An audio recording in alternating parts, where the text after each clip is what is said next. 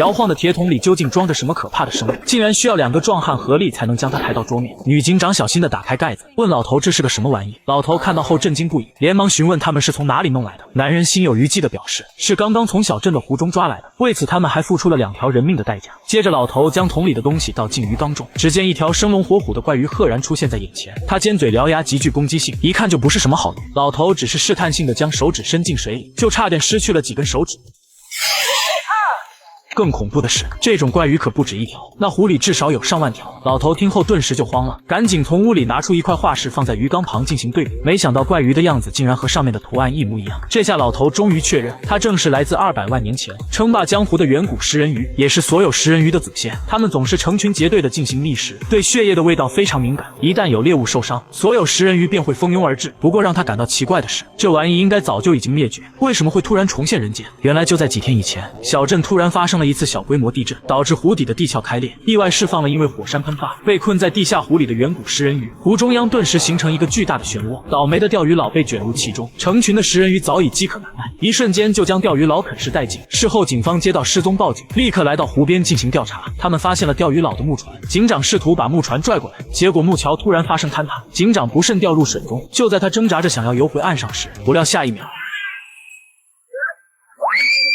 残缺不堪的尸体正是被食人鱼啃食的钓鱼佬。2人合力将尸体拖回岸上，疑惑是什么生物让它变成这副模样。为了搞清楚事故原因，隔天警长便带着3名警员驾驶着快艇来到湖中央展开调查，结果却使用仪器扫描到了那条因地震而产生的巨大裂缝。2名警员立刻穿上潜水设备，潜入水中一探究竟。很快他们便深入裂缝，并且还发现了一个巨大的地下湖。为了安全起见，1名警员留在洞口，另1名警员则潜入洞内。里面的景象让他大吃一惊，一根根柱状物体上面附着了很多发光的鱼卵。不明所以的警员刚想伸手去摸，可突然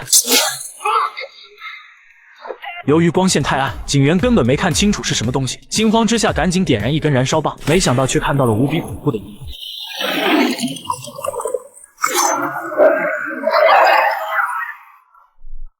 直到发现连接队友的安全绳突然断裂，洞口的警员这才察觉异常，赶紧潜入洞中查看情况，却看到他正在被一群怪鱼袭击，周围的湖水瞬间被鲜血染红。警员吓得果断转身逃命，可一大群食人鱼也跟着追了上来，并开始疯狂地啃食着他的双腿。意识到2人遇见了危险，查尔斯赶紧下水救人，只可惜已经晚了。当警员被打捞上船时，下半身已经变成了一副骨架，还有一条活蹦乱跳的食人鱼一起被带到了船舱里。为了搞清楚怪鱼的品种和来历，警长这才带着用2条人命换来的食人鱼，找到身为生物学家的老头，从他口中得知了食人鱼的恐怖之处。老头表示，他们之所以能活到现在，很可能是因为在极度缺乏食物的情况下同类相食。黑暗的环境虽然让他们的视觉发生了严重退化，但听觉和嗅觉却得到了史诗级加强，同时性格也变得更加嗜血残暴。很难想象如此之多的数量出现在现代的湖泊之中，究竟会造成多么可怕的灾难。听到这里的警长顿感大事不妙，因为今天小镇正在举行1年1度的水上狂欢节，他立刻带队来到现场，发现这里已经聚集了数不清的游客。警员们随即开始进行疏散，大声呼喊派对终止，远离水面。可现场的声音实在太吵，根本没有人听到他们的警告。无奈老黑只能鸣枪示意。This is the Lake Victoria Sheriff's Department. The sheriff has declared an emergency. 然而让他们没想到，善意的警告却适得其反，反而让游客们变得更加疯狂，纷纷不顾劝阻跳入水中，甚至还将音乐声开到最大，继续进行着作死的狂欢派对。警长拿着大喇叭还想努力进行劝导，可如此巨大的动静已经引来了食人鱼，倒霉的女人率先遭到了袭击。接着更多的食人鱼蜂拥而至，对水里的人展开了疯狂的袭击，人们这才意识到不对劲，拼命的想要游回岸上。派对现场顿时混乱不堪，霎时间湖水就被鲜血染红，到处都充斥着凄惨的叫声。游得快的还能捡回1条命，游得慢的就只能成为食物，一旦被食人鱼盯上，只需几秒钟的时间就会变成白骨。面对这种情况，警员们也是束手无策，只能尽量展开救援。可舞台却在这时不堪重负，发生倾斜，径直倒在了水里。情急之下，查尔斯赶紧跳上摩托艇，拿着喷子开始射杀食人鱼，还顺带救下了不少游客。老黑更是勇猛无比，为了掩护游客们上岸，他直接拆下螺旋桨放在水中不停地搅拌，一瞬间就杀死了大量食人鱼。可面对源源不断的食人鱼，老黑也难以支撑，很快就被淹没。等到一切归于平静，整个派对现场触目惊心，游客们死的死，伤的伤，到处都是残肢断臂。警长正在给伤者处理伤口，却突然接到了儿子杰克打来的电话，说他们也遭到了食人鱼的袭击。得知3个孩子有危险，警长顿时惊慌不已，赶紧带着查尔斯就杀了过去。原来就在刚刚，杰克带着弟弟妹妹跟随好友驾驶游艇在湖面上游玩，却不小心撞到了水底的礁石。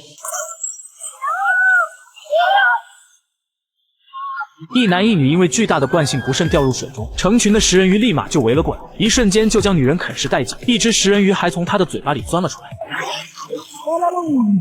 男人吓得赶紧浮出水面，拼命地游向游艇。船上的女人拿着船桨刚想帮忙，男人就被食人鱼袭击了。虽然最终被女人拉了上去，但整个下半身已经血肉模糊，没过多久就因为失血过多而亡。更糟糕的是，有人还被困在了船舱里。随着水位不断上涨，大批食人鱼也游进了船舱。黑妹只能站在高处，大声向外面的杰克求救。可一只食人鱼却跃出水面，想要攻击他。杰克试图打开天窗救人，结果发现根本就打不开。没办法，他只能打电话向警长母亲求助。接到电话的警长立刻带着查尔斯赶了过来，担心撞到礁石，他只能将船停到不远处，然后丢过去一根绳子。等杰克将另一头系好后，便顺着绳子爬上了游艇。得知还有一个人被困在船舱里，警长开始想办法救人，可被卡住的天窗他也无法打开，唯一的通道也已经完全被水淹没，里面全是凶猛的食人鱼。无奈之下，警长只好先把女人和2个孩子送到安全的船上，然后再想办法营救黑妹。只见水中全是密密麻麻的食人鱼，一旦失手必定死无全尸。但他们却犯了一个致命的错误，那就是不应该选择4个人同时爬过去。果不其然，当他们爬到一半时，绳子已经被压得离水面非常近。走在前面的女人因为头发太长，立刻就遭到了食人鱼的袭击。惊慌之下，女人开始奋力挣扎，可食人鱼却跳起来撕咬她的后背。女人很快就因为体力不支直接掉进水里，最终被食人鱼残忍分尸。剩下的人看到这恐怖一幕，赶紧加快速度往对面爬。2个孩子安然无恙地登上了船。不料就在这时，扶手突然脱落。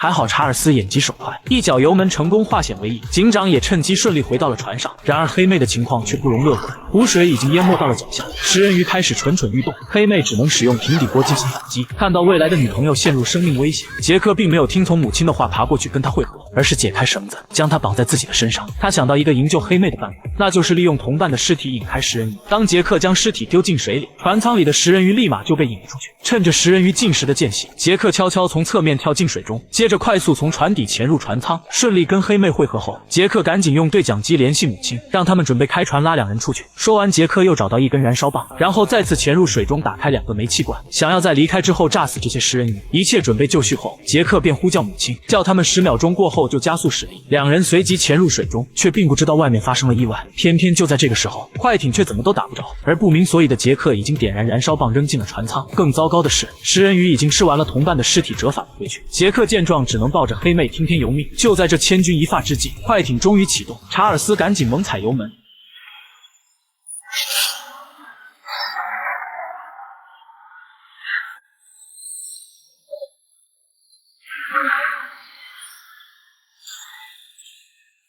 巨大的爆炸炸死了一大片食人鱼，杰克和黑妹也成功被救。可就在几人庆祝劫后余生之时，警长却突然接到了老头打来的电话。Julie, this is Carl. We have a major problem. Well, I'm looking out at a school of dead piranha. Not all of them, but I think we've got a good start. You don't understand. The specimen you left with me, it has no mature reproductive organs. 换句话说，那些袭击他们的食人鱼，一瞬间就能吃掉一个成年人的食人鱼，还只是一群没有长大的幼崽。听到这里，查尔斯一脸疑惑地问道 ：“So, where are the parents?”